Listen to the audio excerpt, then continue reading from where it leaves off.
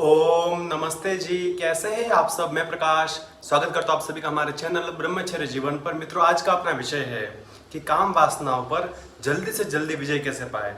आज के इस वीडियो में विस्तार से बात करेंगे। आगे बढ़ने से पहले वीडियो को लाइक कर लीजिए। चैनल को अभी तक आपने सब्सक्राइब नहीं किया है तो चैनल को सब्सक्राइब करें और बेल आइकन को प्रेस करें ताकि आने वाले नए वीडियो की हर नोटिफिकेशन आपको मिलती रहेगी। पूरी जानकारी के लिए वीडियो को अंत तक जरूर देखें। आपको वीडियो उपयोगी लगे और पसंद आए तो अपने मित्रों तक भी शेयर करें ताकि वो भी ब्रह्मचर्य का पालन कर सकेंगे। चलिए आज का वीडियो शुरू करते हैं। तो जो सबसे पहला जो सवाल होता है अपना व्यक्ति के मन में, जो ब्रह्मचर्य पालन तो कर रहे हैं मगर बीच बीच में कुछ विचार आ जाते हैं, ऐसे न चाहते हुए भी गलत कार्य हो जाता है। ऐसे में क्या किया जाए? वो काम वासनाएं व्यक्ति को सता रही है, जो व्यक्ति कई सालों से, कोई 2 साल से 5 साल से नाश कर रहा है। कोई पोर्न वीडियो देख रहा है, कोई कुछ कर रहा है, किसी न किसी तरीके से गलत आदतों में फंस करके अपना जीवन बर्बाद कर रहा है। वो जिसके ऊपर इतनी वासना सवार हो चुकी है, काम वासना, वो कैसे जल्दी जल्दी उसके छुटकारा पा सकता है? सबसे पहला नियम, अपने खान पान में सुधार कर लीजिए। अपने आहार में जब पवित्रता आ जाएगी तो विचार ऑटोमेटिकली अच्छे होने लगेंगे। वो कहावत भी है ना, जैसा खाए अन्न वैसा बने मन। आप सोच रहे हैं हम तो कुछ भी खाएंगे, क्या फर्क पड़ता है, पेट तो भर रहे। मित्रों, बहुत फर्क पड़ता है उस चीज से।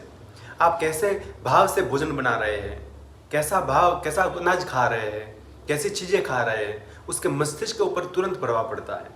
तो अपने भोजन में सुधार लाइए, उसको पवित्र रखिए, सात्विक रखिए। ज़्यादा स्वाद के चक्कर में मत पड़िए। स्वाद वाला भोजन अक्सर हानिकारक ही होता है। आप देखिए ना, प्रकृति ने जितने तरह के अपने को फ्रूट है, अभी गर्मी चल रही है, गर्मी में आम का सीजन है, आम है, तरबूज है, खरबूज है, बहुत सारे तरह तरह के जो फल, अंगूर है। ये स्वाद कोई कम है क्या?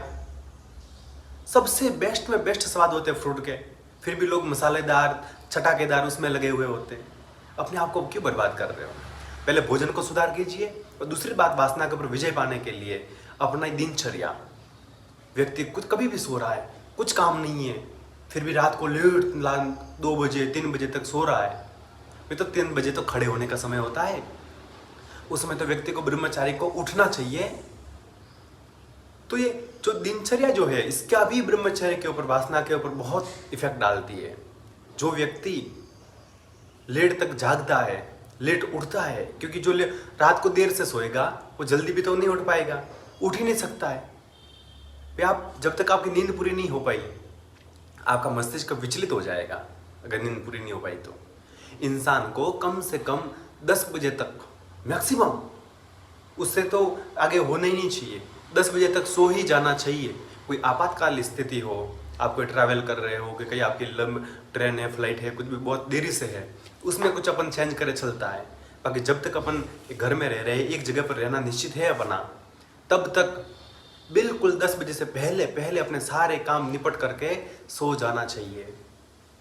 और वो जल्दी सोएंगे तो जल्दी उठ भी पाएंगे। 10 बजे तक सो गए, 4 बजे अगर उठ गए तो भी 6 घंटे की नींद हो जाती है, 6 घंटे पर्याप्त हो गए। तो उससे अपना मस्तिष्क, ब्रेन चार्ज होता है।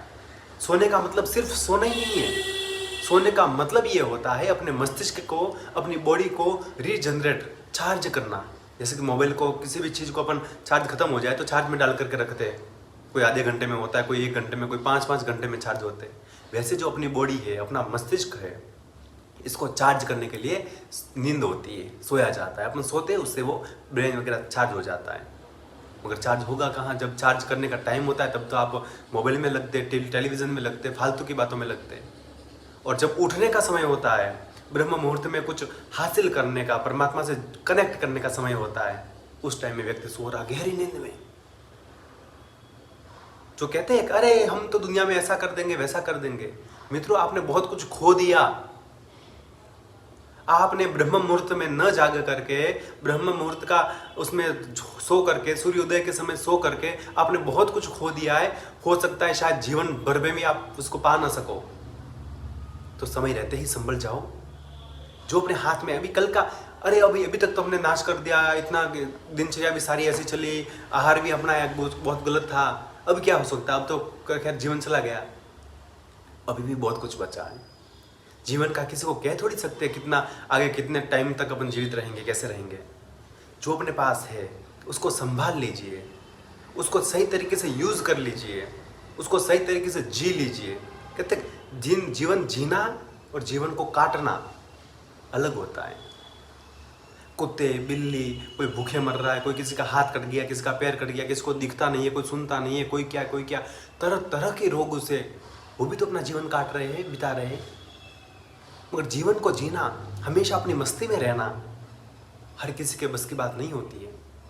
और जो ब्रह्मचारी रहेंगे, ब्रह्मचर्य का पालन करेंगे, उसके ऊपर तो सब कुछ ईश्वर की कृपा बनी रहेगी। और तीसरा, सबसे पहला आहार, काम वासना पर विजय पाने के लिए आहार को कंट्रोल में कीजिए। दूसरी दिनचर्या। और तीसरा अहम जो है, ये लास्ट 3 चीजें है। तीसरा जो अहम जो है वो है भगवान में रुचि। आप जिन भगवान को मानते हो, जिन अच्छे काम को मानते हो, उसमें अपनी पूर्ण श्रद्धा होनी चाहिए। आप चाहे भगवान का नाम जप करो, चाहे मंत्र जप करो, चाहे कोई साधना करो, माला करो, जो मेडिटेशन करो, जो अच्छा लगे, मगर उसके प्रति एकदम श्रद्धा होनी चाहिए।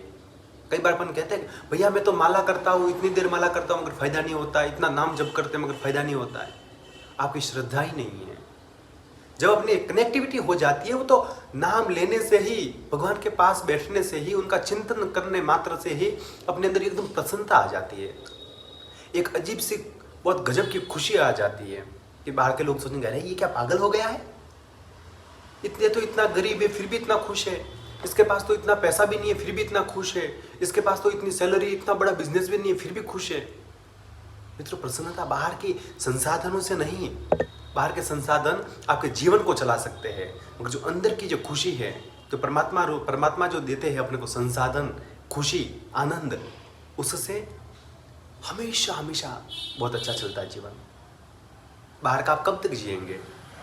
आपके पास बेड बहुत अच्छा है, सोफा बहुत अच्छा है, मगर आप सो नहीं पा रहे तो, आपको नींद नहीं आए तो वो बेड कुछ काम का है क्या? वो गद्दा कुछ काम का है क्या? कुछ काम का नहीं है। और नींद कैसे आएगी? शांति से, अच्छे कर्मों से, ईमानदारी से, तभी तो कुछ होगा।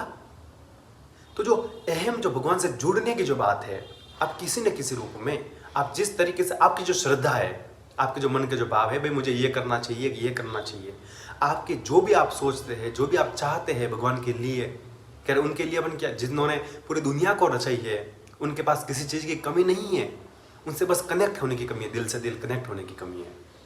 वो आप चाहे फूल चढ़ा दोगे, कोई नारियल चढ़ा देंगे, कोई प्रसाद चढ़ा देंगे, कोई कुछ पैसों की चीज़ें चढ़ा देंगे, पैसों की चीज़ के भगवान भूखे नहीं होते हैं।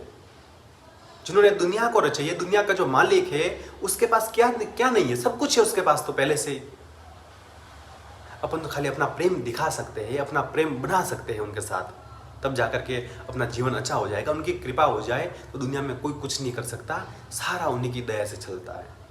आज का वीडियो आपको कैसा लगा कमेंट करके जरूर बताएं। फिर मिलेंगे नई जानकारी के साथ, तब तक के लिए आपका दिन शुभ हो, आपका जीवन मंगलमय हो। इसी प्रार्थना के साथ आप सभी को नमस्कार, प्रणाम।